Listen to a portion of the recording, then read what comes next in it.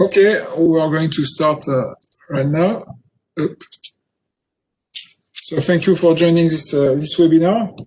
So we're not going to see all telisca product, but only voice alert, because we have recently announced a new version with new features for Microsoft Teams. So we'll describe a little bit what is voice alert, and we will describe more what's new, and particularly Microsoft Teams. So Voice Alert is an alerting application which is used either to alert a small group, for example, maintenance or security team. And in this case, maybe if one receive the call and accept the call, we stop calling the other members of the team. It can be used also if we automatically detect an isolated worker down. For example, there are DECT phones that allow that to generate a call, and this call can be used to trigger an alert for a group of people. Or it can be used also to alert whole building, for example, for a system breakdown, or pollution alert, security alert, so you can ask everybody to go out or to be locked down, the opposite.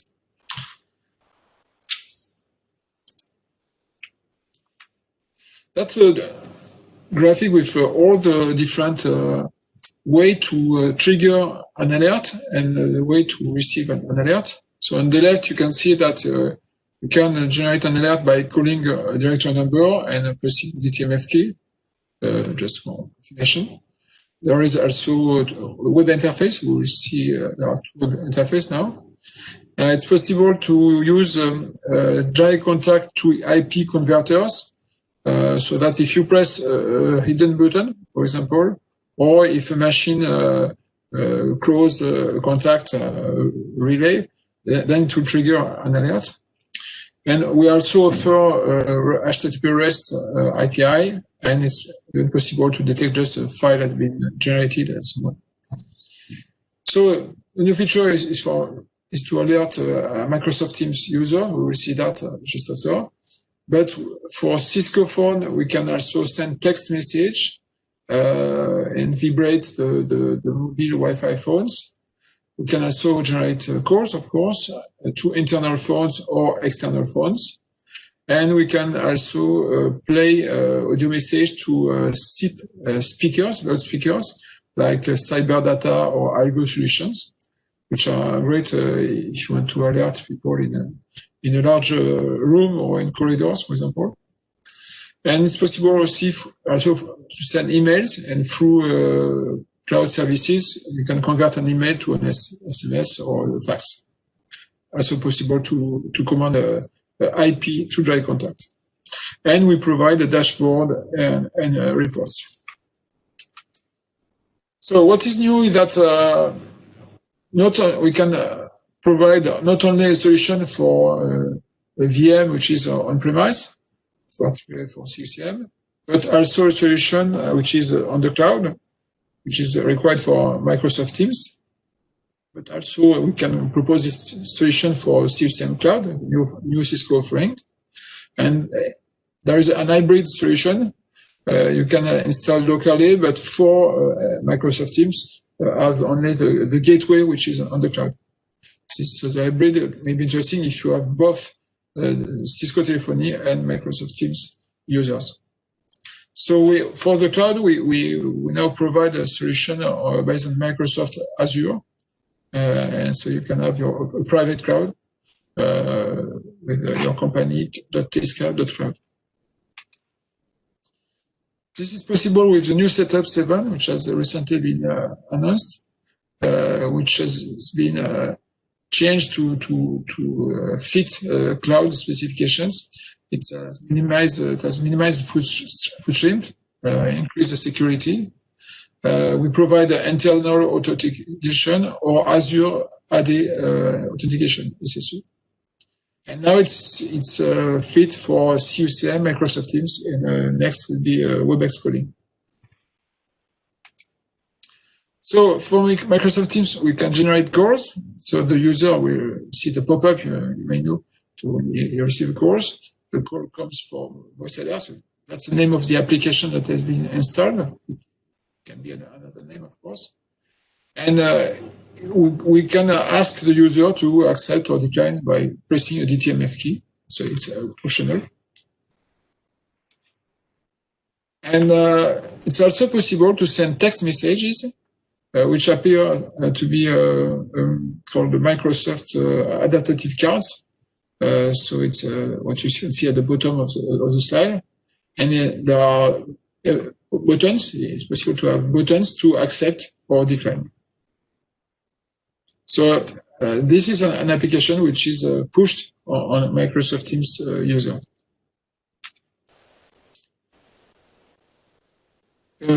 When you use voice alert, you define lists of destinations.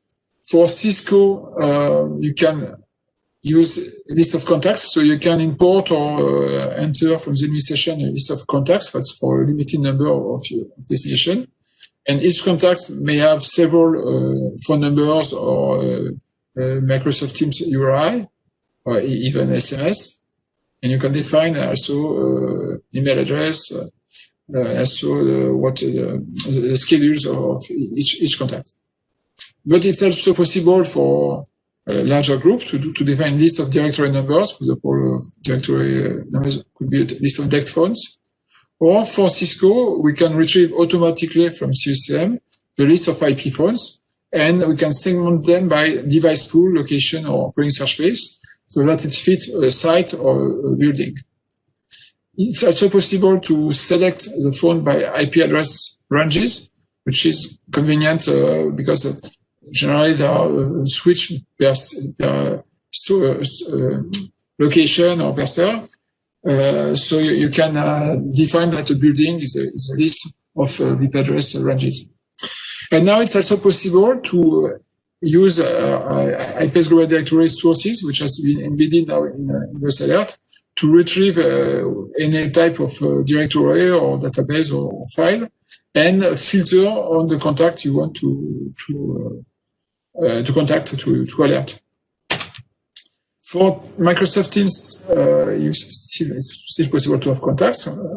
It's possible to define a list of Microsoft Teams verifies, or you can also import from a directory the fields to dial, to call, and select in the directory the contact, for example, per location, which is will generate an alert for a specific site. So the administration has been changed for the one who knew the old version. It has been renovated. There are some new features. You can define entities with voice alerts to segment voice alert, for example, in different subsidiary sites or anything. And you can assign users, administrator, managers, supervisors to specific entities to have the right to raise alerts or to define alerts. You can define a broadcast list that can be used by different alert definition with the different type of list I have described just before. You can define the list of alerts. You can define a group of alerts and alerts just because some customers have 100 alerts. If you want to play an audio message, you can upload a file in a kind of audio format, or you can generate with text-to-speech an audio file. At the end of the audio file, you may add a silence to give time to the user to enter, for example, a DTMF answer.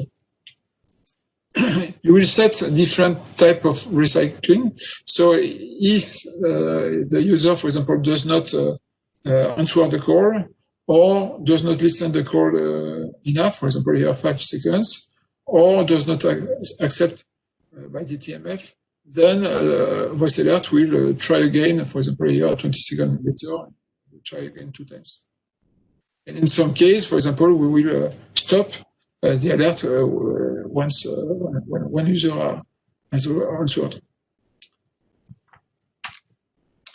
This is user interface to trigger alerts. So you have group of alerts and list of alerts. And on the right, you have the number of contact that has accepted here. Can trigger several alerts at the same time. And at the end, you have a report which shows the percentage of contact which has accepted, declined, or just been alerted. And you can see also how much time did it take to alert everybody, the delay to be alerted. So we have done a benchmark, and we have also some customers who use a large number of destinations with a standard 2 vCPU virtual machine. We can call up to 400 contacts at the same time, 400 destinations at the same time. So if you want to alert 2,000 people, either it will need a little more time because you will have 5 sessions, I will say, or you can increase maybe the size of the server to be able to alert more in parallel.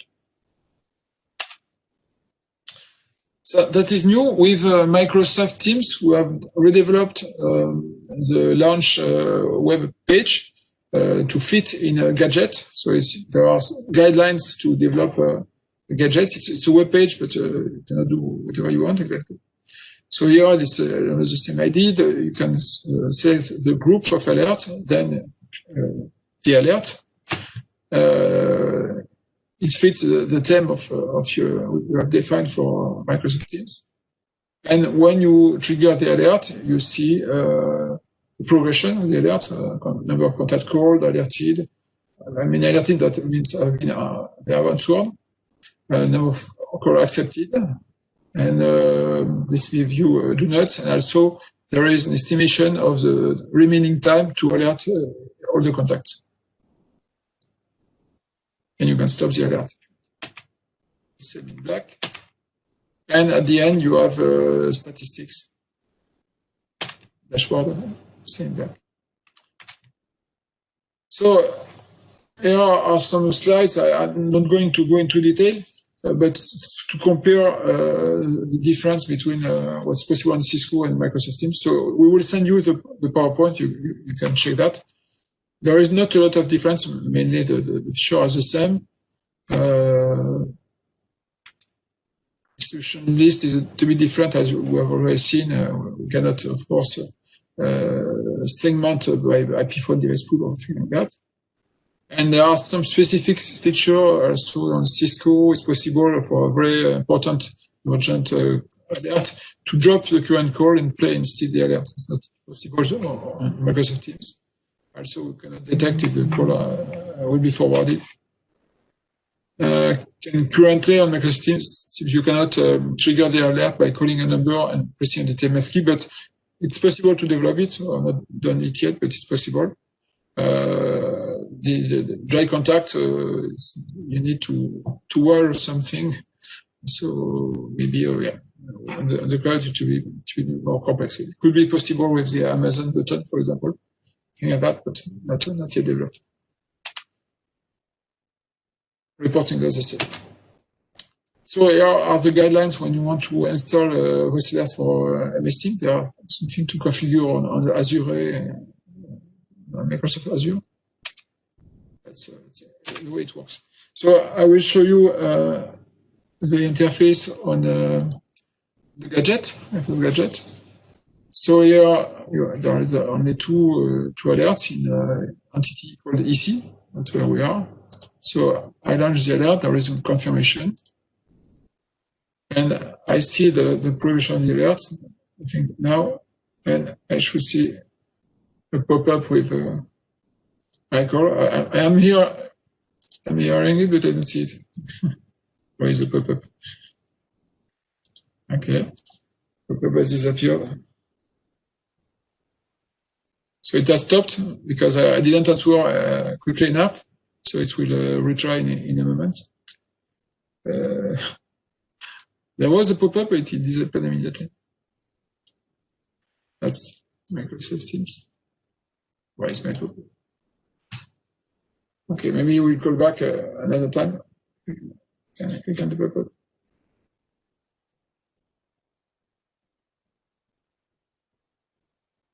Oh, otherwise, I can stop the alert. Okay, wait. Stop it and launch it again. Oh, I can send also a card.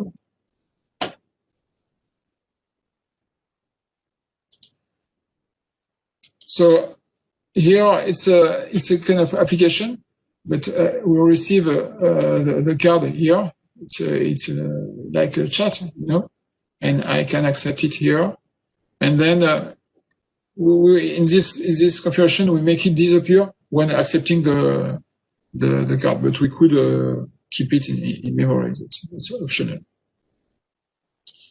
Okay, I think I'm done. I'm on time, so I will be happy to answer your question if I can. So if you have any question, do not hesitate to unmute. So, Jean-Marc, we have obviously the dry contact at the moment, which goes to our Cisco phones. So would this work in conjunction with that? So we'd have to set up an additional alert. For Microsoft Teams, you mean? Yes. Yeah, it will work if you keep your VM on site, because the dry contact will communicate with voice alert.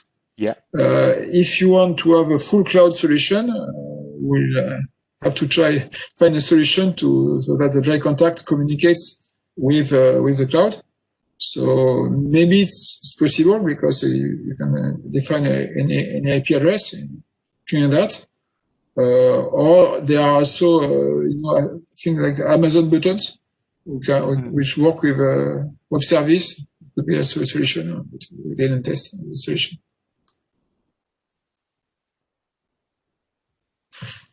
But I think we can try setting the dry contact IP to the DNS of the cloud, for example, nhs.telisca.cloud, for example. Okay.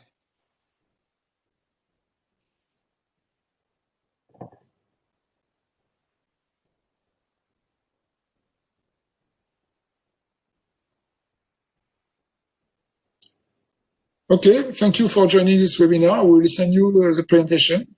We'll be happy to answer any email or any question you have. That's great. Thanks.